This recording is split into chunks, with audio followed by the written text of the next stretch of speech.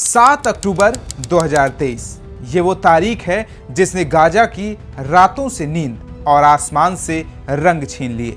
Hamas और Israel के बीच युद्ध संघर्ष धीरे धीरे युद्ध में बदल गया।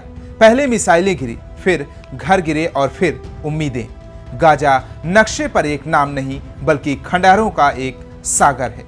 वो गलियां जहां कभी बच्चे पतंग उड़ाया करते थे अब सिर्फ धूल उड़ती है। जहां कभी मस्जिदों की आजान गूंजती थी वहां बीटों के ढेर और खामोशी है। लेकिन अब इजराइल और हमास के बीच 2 साल से चल रहे जंग के बाद शनिवार को गाजा में सीज फायर लागू हो गया। यह समझौता अमेरिका, अरब देशों और तुर्की के दबाव में हुआ। इस लंबे युद्ध ने गाजा को तबाह कर दिया, कई हजार लोगों की जान ली और इजराइल को अंतर्राष्ट्रीय स्तर पर अकेला कर दिया। समझौते के पहले चरण में हमास बाकी बचे बंधकों की रिहाई करेगा और बदले में इजराइल 2000 फिलिस्तीनियों को छोड़ेगा, जिनमें सैकड़ों कैदी युद्ध के दौरान पकड़े गए लोग शामिल हैं। लेकिन इस वीडियो में हम आपको बताएंगे कि शर्म अल शेख सम्मेलन क्या है और कौन से देश इसमें शिरकत कर रहे हैं। साथ ही ये भी बताएंगे कि ट्रंप क्यों जा रहे हैं। नमस्कार, आप देख रहे हैं स्टेट मिरर हिंदी। मैं आपके साथ हूं अवनीश शर्मा। बैठक का मकसद क्या है? शर्म अल शेख सम्मेलन का मुख्य उद्देश्य गाजा में युद्ध को खत्म करने के लिए एक अंतिम समझौते तक पहुंचना है। बैठक में युद्ध के बाद की अवधि के लिए सुरक्षा और प्रशासनिक व्यवस्थाओं पर भी विस्तार से चर्चा होने की उम्मीद है। इनमें गाजा में फिर से बनाने और क्षेत्र में शासन के लिए एक अंतरिम ढांचा स्थापित करने की संभावना शामिल है। शर्म अल शेख में ही क्यों हो रहा है सम्मेलन? मिस्र के शहर शर्म अल शेख में शिखर सम्मेलन होने जा रहा है, जिसमें 20 से ज्यादा देशों के प्रतिनिधि हिस्सा लेंगे। इस सम्मेलन में खुद डोनाल्ड ट्रंप भी शिरकत करेंगे। इसीलिए मिस्र का शहर शर्म अल शेख दुनिया भर में चर्चा का विषय बना हुआ है। यह शहर एशिया में लाल सागर के किनारे तटीय पट्टी पर दक्षिण सिनाई गवर्नेट में सिनाई प्रतिद्वीप में दक्षिणी सिरे पर मौजूद एक मिस्र का शहर है। यह दक्षिण सिनाई गवर्नेट का प्रशासनिक केंद्र भी है। इसके नाम की बात करें तो शर्म अल शेख मिस्री अरबी भाषा में लिया गया है।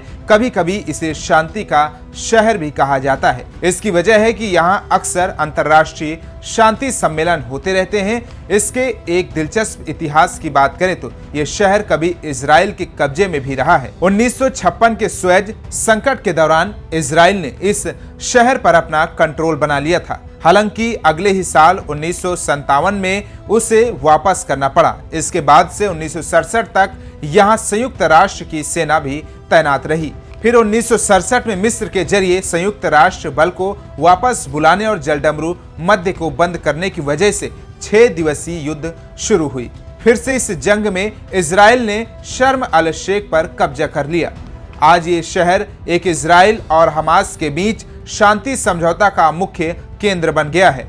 अमेरिकी राष्ट्रपति डोनाल्ड ट्रंप भी यहां पहुंचेंगे। उनके अलावा कतर, फ्रांस, तुर्की, यूके, स्पेन, इटली, यूरोपीय संघ, अरब लीग, संयुक्त अरब अमीरात, Jordan, Kuwait, Bahrain, Indonesia, Azerbaijan, Germany, Greece, Armenia, Hungary, Bharat, Pakistan, Canada, Norway, Iraq से भी प्रतिनिधि मौजूद रहेंगे।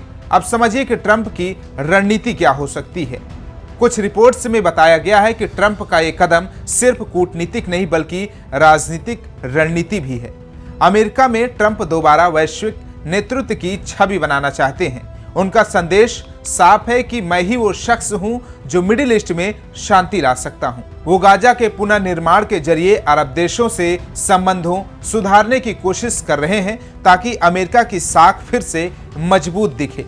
वहीं इजराइल के लिए सुरक्षा की गारंटी देकर वो अपने पारंपरिक समर्थकों को, अमेरिकी यहूदी लॉबी और रिपब्लिकन मतदाताओं को भी खुश करना चाहते हैं। ट्रंप की रणनीति का असली मकसद सिर्फ गाजा नहीं बल्कि ग्लोबल पॉलिटिक्स में वापसी, इमेज बिल्डिंग और अमेरिका की पकड़ मजबूत करना। वो जानते हैं कि अगर गाजा में शांति लाने का श्रेय उन्हें मिल गया तो आने वाले सालों में ट्रंप फिर से वॉशिंगटन से लेकर वर्ल्ड फोरम तक के किंग मेकर बन जाएंगे।